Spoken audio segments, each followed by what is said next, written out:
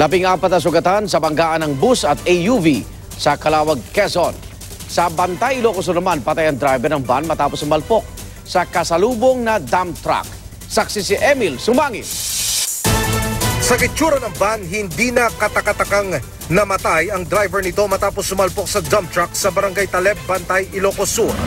Base sa investigasyon, nag-overtake umano ang van na minamaneho ng 18 anyos na si Ian Joseph Azurin sa isang truck. Pero sakto naman napaparating ang dump truck.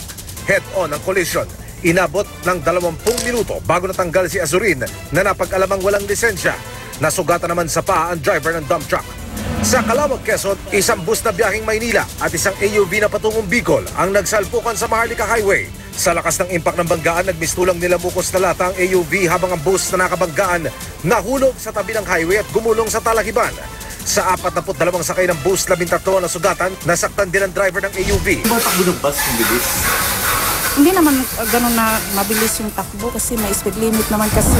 Ayon sa bus driver, nag-counterflow ang AUV at biglang pumasok sa tinatahak niyang linya. Diretso daw sa nguso ng bus ang AUV na dumausdos pa sa gilid ng kalsada. Kahit tinawakan ko yung monobila, nagtangay kami niya yung sa lakas ng impact. Ang pangyayari ay naganap ay doon sa linya ng Isarog bus. So, sino may sala rito? Di may pagkakamali ay yung kotse.